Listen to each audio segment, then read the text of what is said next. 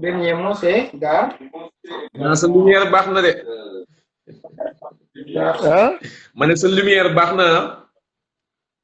maa ngi ziar. waaw maa ngi lay delloo ziar na nga def. sant yàlla alhamdulilah. macha allah macha allah macha allah naka liggéey bi naka coono yi. waaw ñu ngi ci kawam de fi yaa ngi ma fekk maa ngi nii ci liggéey bi laa nekk nii sax.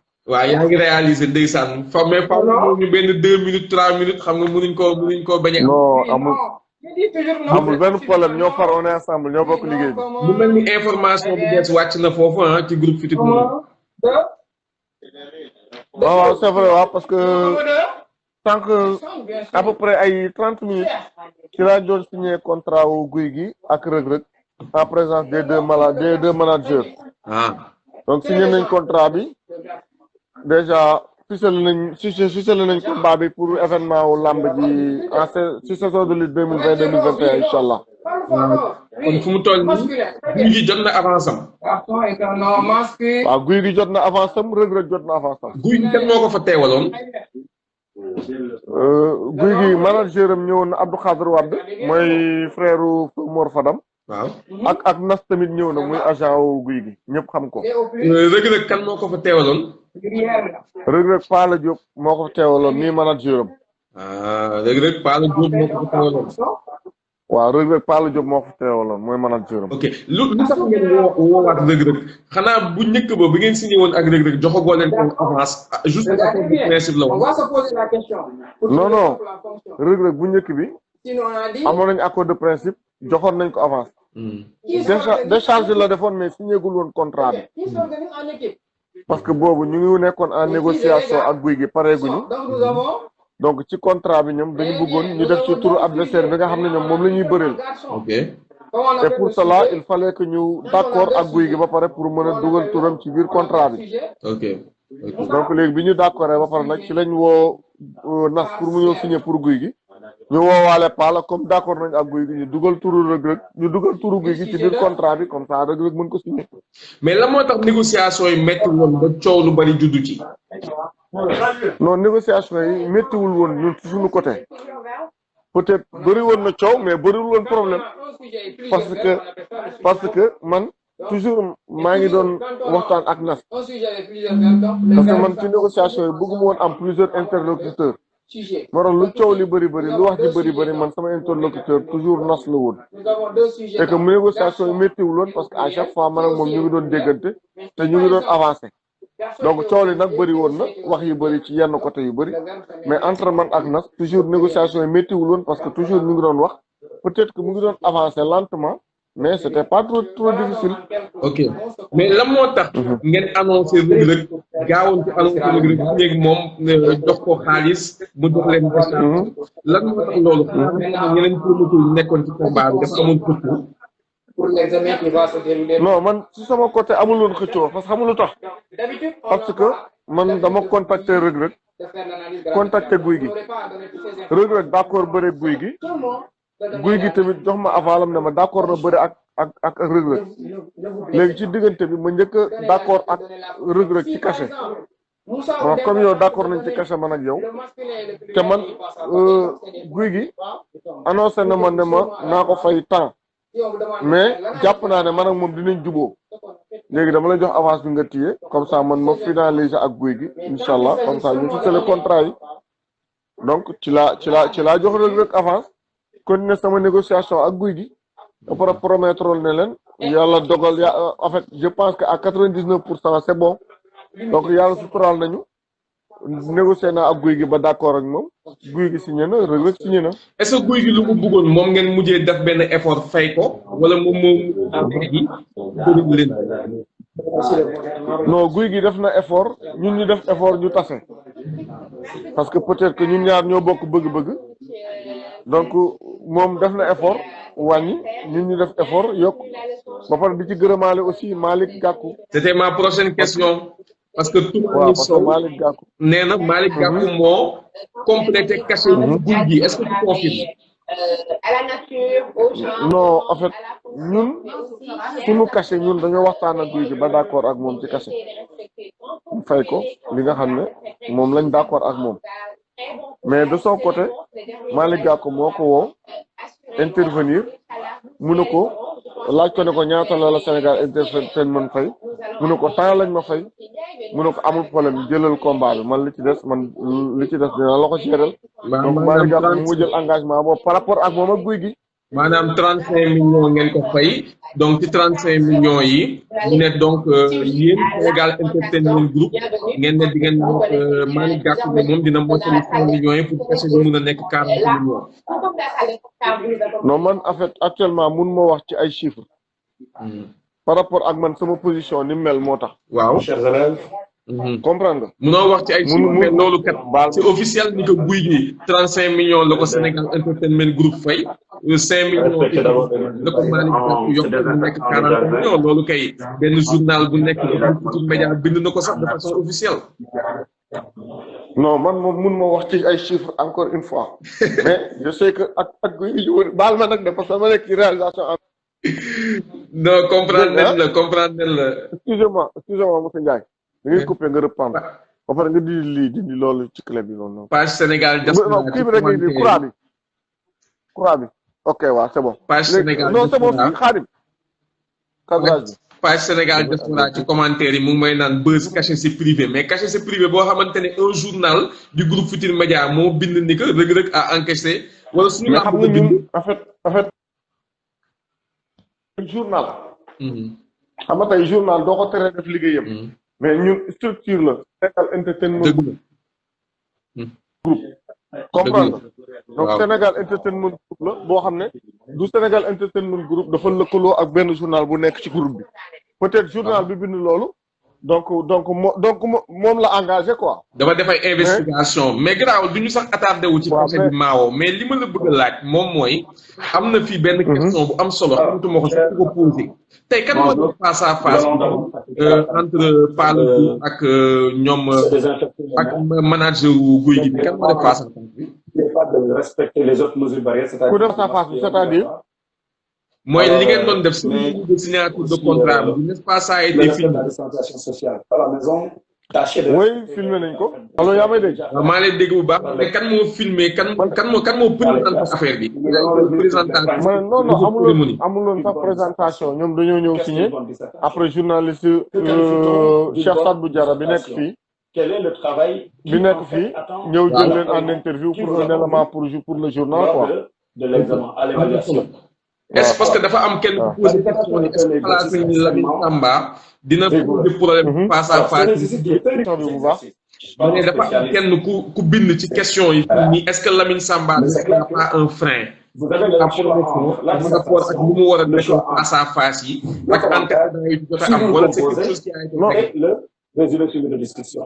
non je pense pas parce que Lamine Samba liggéeyam lay def donc Lamine Samba liggéeyam lay def mooy bu ñëwee def face à face day laaj mbër bi question mbër bi tontu ko donc day ñëw commenter day ñëw tàngal day ñëw def liggéeyam et que Lamine Samba tey bu def liggéeyam mënuñ ko tere mais ñun egguñ ci face à face yooyu en fait parce que tey dañoo ñëwoon juste pour signer contrat yi officiellement ñu ficelé combat bi quoi.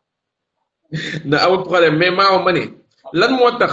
Sénégal Entertainment Group bi nga xamante ne ci groupe Futurs Médias la jógee. lu tax mu dugg si ci làmb alors que amoon na benn structure bi déjà bu fi nekkoon muy GFM Entertainment c'est quoi la différence entre Sénégal Entertainment Group ak GFM Entertainment.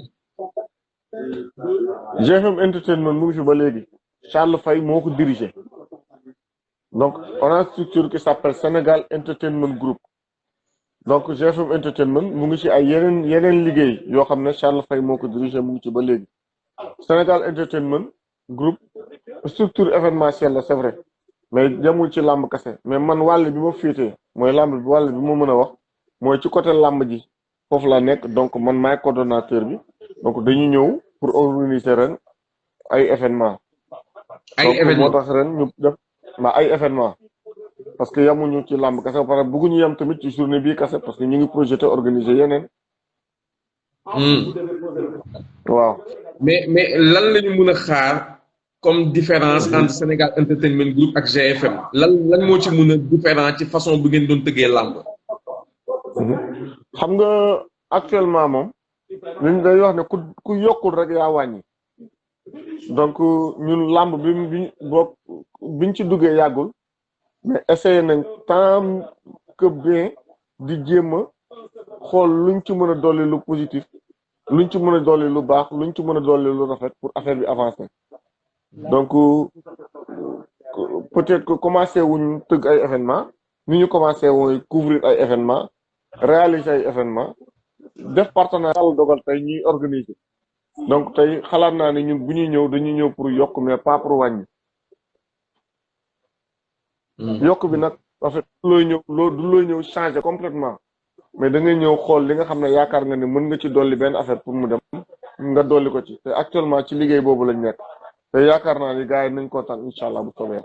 am na solo question yaa ngi takar naase gars yi dañuy laajte sànq ba léegi est-ce que guy gi jot na avance mais yaakaar naa gars yi dañu yéex a play live bi ñoom dañuy fekk ñu commencé ñu live Instagram bu yàgg ñu soog a yegg si maawa loolu ubbee sànq rek yaa même pas 30 minutes guy gi manager ñëw na manager Reug Reug ñëw na ñoom ñaar ñëpp signé nañ contrat yi jot nañu avance yi donc yaakaar naa loolu lu leer la amul sax werante mais maawa leneen lu ñu lay laaj est-ce que Sénégal Entertainment Group am na combat bu mu jot a démarché bu dul Reug Reug ak guy gi même dans avant Reug Reug ak guy gi est-ce que amoon na ci ay combat yi nga doon démarché yow parce que dafa mel ni am naa ci ay écho boo ko waxul rek ma wax ko non man du loolu man combat yëpp laa doon démarché ban nga doon démarché Balla Gaye de Gris Bordeaux doon naa démarché Eumeu Sène Bombardier doon naa démarché Sa Thiès Garga ah bon kon taxawal wala benn moo nekkoon seen objectif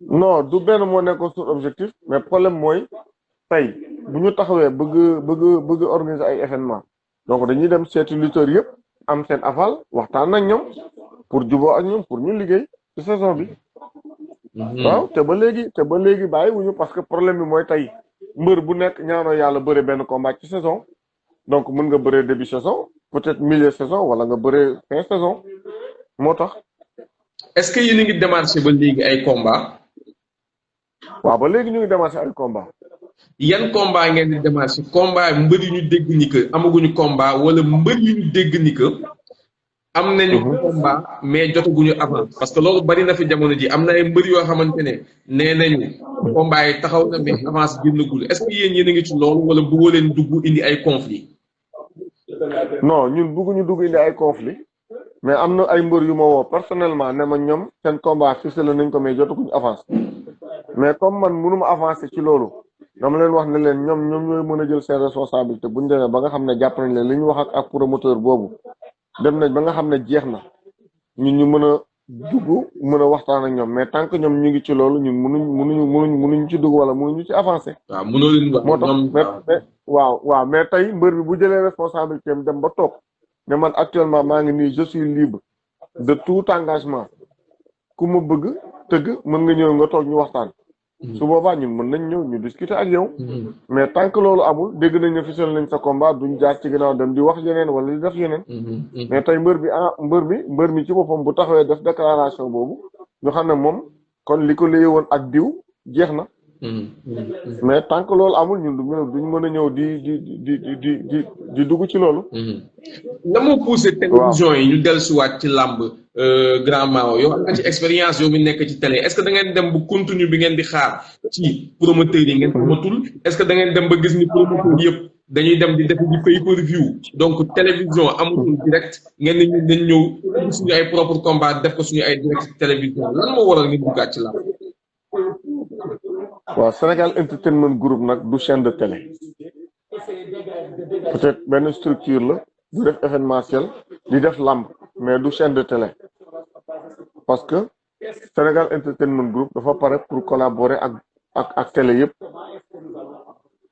comprendre donc moom moo tax donc Sénégal Entertainment Group du chaîne de télé peut-être loolu moom question boobu peut-être que tey boo ko laajoon ñi nga xam ne ñoo yor télévision ñoo lay gën a mën a tontu xam nga peut-être que tey bu fekkoon da nga ma invité comme kenn ku nekk ci télévision peut-être mën naa ci wax mais comme en fait dama nekk pour da nga ma invité comme ku nekk Sénégal Entertainment Group actuellement Sénégal Entertainment Group nekkul chaîne de télé mais structure la bu événementiel et que pàcc bi ma nekk muy tëgg lamb di organiser lamb.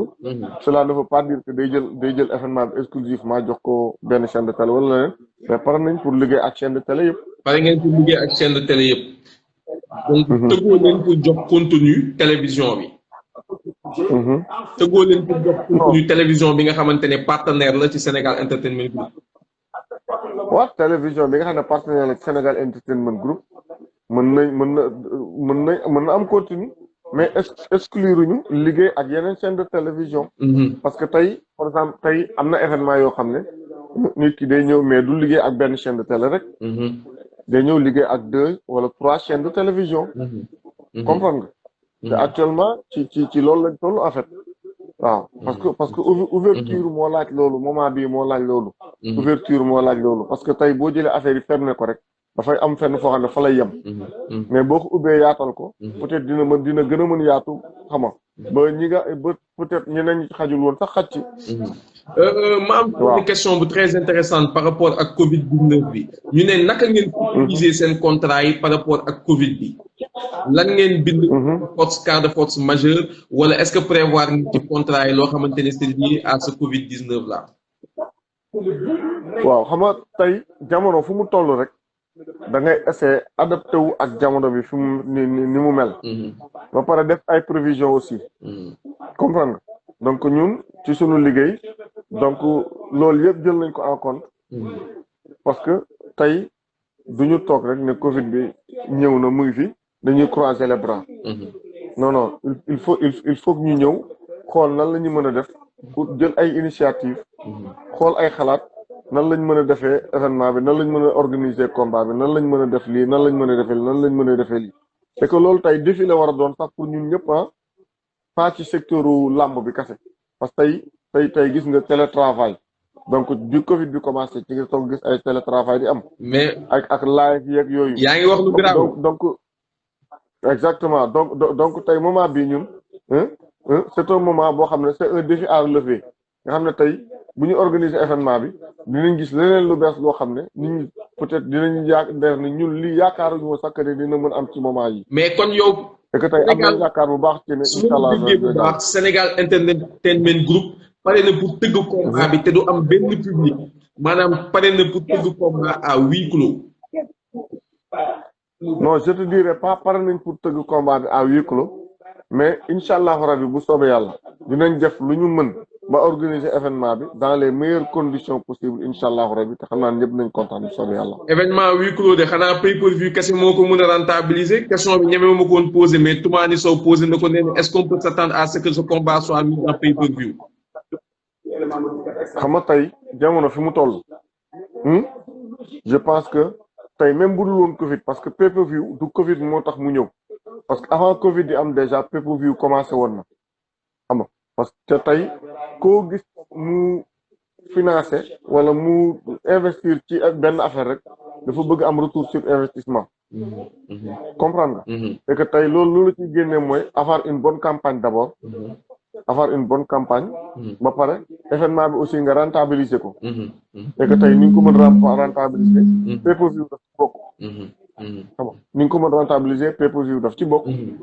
am na solo waaw yan innovation la ñuy xaar ci événement bi nga xamante ne moom mooy Reug Reug ak Gouye Gui yan innovation la ci amateur yi mën a xaar. waaw là moom on préfère que de faire toujours des surprises par rapport ak loolu. parce que tey ñu ngi liggéey ci événement bi tey la ñuy soog a signé officiellement parce que am na yu bëri yoo xam ne peut-être mënuñ ko woon génnee tant que signé wuñu ak ñaari cas yëpp et tout comme léegi loolu am na léegi nag ñun on peut commencer à faire notre campagne. léegi nag campagne bi parce que aussi dañuy xam ne événement bi amagul date. parce que tant que CNG ubbiwul ba ñu dem foofu ba léegi régulariser mënuguñu am date. mais léegi donc dañuy commencer léegi nag di génnee li nga xam ne moom lañ prévoir pour affaire bi au fur et à mesure ñuy dem. mais li ñu war a génnee dëgg ak innovation yi ñu war a def dëgg bu ñu jàppee date bi incha allahu rabbi ci lañ koy def. mais seen objectif c'est fin de saison mi-saison wala début saison. notre objectif c'est toute la saison. non objectif Reug Reug Gouye Gui objectif bi mooy fu mu toll nii bu lépp jàppandiwee meilleure date pour yéen c'est en décembre. en mars avril. ou bien en juin juillet. mais xam nga instant bi CNG bu ubbee gars yi dañu ne ñi nga xam ne ñoo amoon ay événement avant Covid bi ficelé woon ay combat ba régulariser ko te tëgguñu ñooñu ñoom ñooy ñëw njëkk a tëgg d'abord bu ñooñu tëggee ba pare après ñi nga xam ne nag ficelé nañ seen combat yi soog a tëgg ce qui veut dire que kon loolu mënul nekk ci début saison bi mais ñun lu mu gën a teel gën a baax ñu dóor ko jàll ci leneen. macha allah am na solo waa ji nee na huis clos ne fait rien de la beauté de la lutte, cela enlève son charme. mais sëñ bi tamit nag buñ ko toogee Covid bi xamuñu fu mu jëm si est-ce que ça va durer 1 an 2 ans on le souhaite pas est-ce qu'on va continuer à rester ainsi alors que championnat Espagne ñu ngi tëgg Ligue des champions ngi tëgg championnat Angleterre ngi tëgg boxe ñu ngi daw ñu ngi koy waxatee basket ak yëpp ñu ngi daw. On n'a pas le choix, nous ne partage pas cet avis. Non, en fait, nous partageons ça, mais bon, les gens que ne véhicule lañ koy organiser. C'est-à-dire que ñun ñu ngi jéem a xool nan lañ mën def pour organiser ko dans en fait nu mu gën a baaxee ak nu mu gën a rafetee.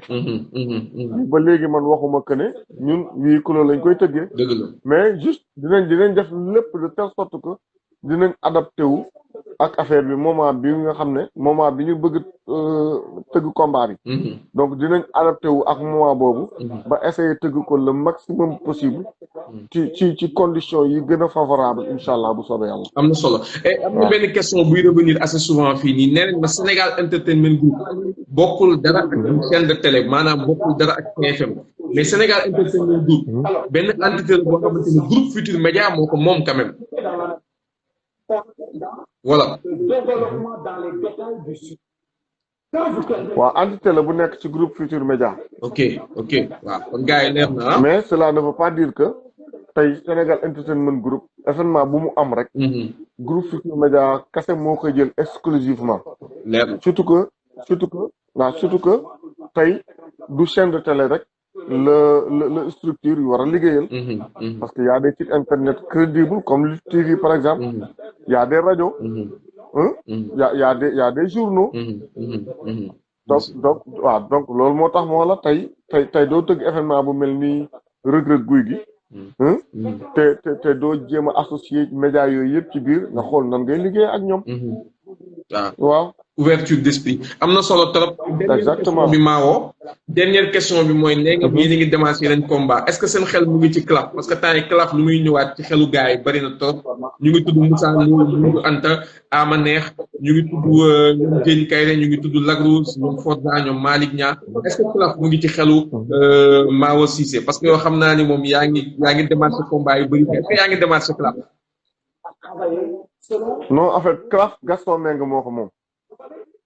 mooy championnat de lutte avec frappe. waaw parce que ñun àndoon nañ ci ak moom bi muy soog a commencé donc man maa ko doon réaliser donc CLAF moom Gaston Mbengue moo ko moom. peut-être boo ne ma tournoi. waaw de lutte ma ne la waaw mais actuellement ñun en fait nekk guñu ci organiser tournoi. donc li ñuy nekk nii suñu nii moom mooy organiser ay duel xool nan la ñuy mën def. pour organiser ko excusez-moi dans les meilleures manières possibles.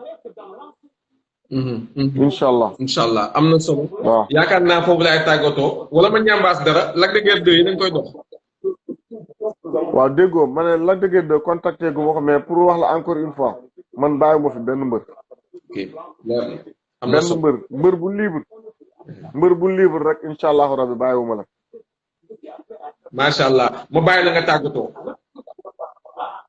waaw maa ngi sant di gërëm waa Lutte TV di rafetlu liggéey bu rafet bi ñuy def surtout yow Beuz ak Lamine ak équipe bi yëpp macha allah liggéey bi rafet na trop et que tey gis nañ innovation yu bëri yi ngeen indi ci làmb xam nga donc di leen encouragé bu baax di leen wax ne ñun ñoo bokk liggéey bi ñun ñoo bokk tool bi nag ku nekk bay sawaar sa côté rek incha allahu rabi affaire bi jëm kanam et que di nuyu tamit sa internet yëpp ñi doon participer ñi doon poser question yëpp. Omzo bu Garga Omzo bu Garga nee na yéen a bokk koñ mu ngi lay nuyu sànq ba léegi. waaw dëgg la waaw man doomu Parcelles la et puis ma fier ci aussi xam nga. dëgg la waaw parce que Zoss sama ami d'enfance la vraiment man doomu Parcelles la et que fier di nuyu waa Parcelles yëpp 1 ba 26.